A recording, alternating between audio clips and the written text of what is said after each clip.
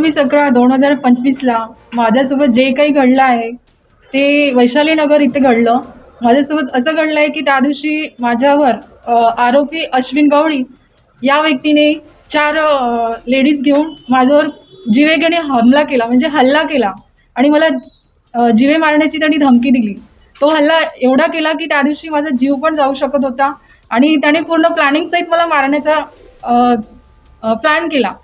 आणि त्या दिवशी मी पाचपोली पोलीस स्टेशनला माझी तक्रार घेऊन गेले होते की माझ्यावर जीवेघेणा हल्ला झालाय.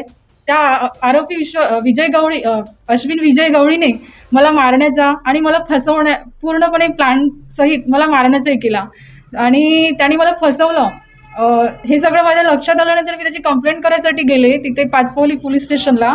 त्या ठिकाणी त्या आरोपीने मला अशा प्रकारे फसवलं आहे की त्यांनी मला गेले 5 वर्षापासून लग्नाचं आमिष दिलं आणि लग्न करतो म्हणून 5 वर्ष माझ्यासोबत राहत होता.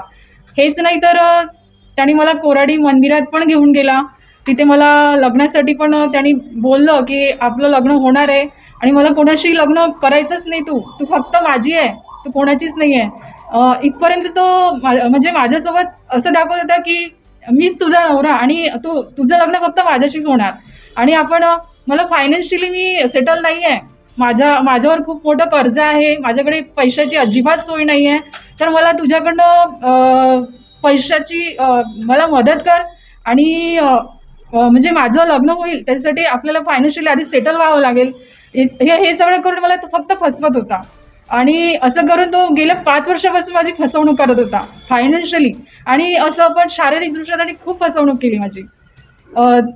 ज्या दिवशी मला असं कळलं की तो माझी फसवणूक करत आहे आणि त्यांनी ऑलरेडी एका डिवोर्सी बाईसोबत त्यांनी लग्न केलेलं आहे आणि ते पण लिगली, त्यावेळेस मला असं वाटलं की मी खूप मोठ्या दृष्टीने फसवले गेलेले आहे किंवा खूप मोठ्या आता माझं आता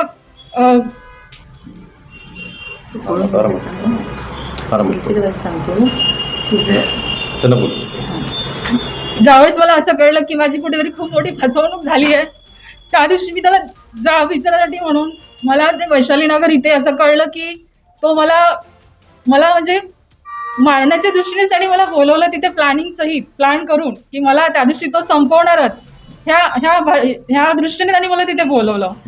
आणि तिथे बोलवल्यानंतर त्यांनी माझ्यावर हल्ला केला. त्याच्यासोबत 3 लेडीज प्रेझेंट होत्या. त्या लेडीजमध्ये रेश्मा महिंद्रकर ही बाई सुद्धा होती, संगीता निमजे ही बाई सुद्धा होती आणि एक अदर व्यक्ती पण होती.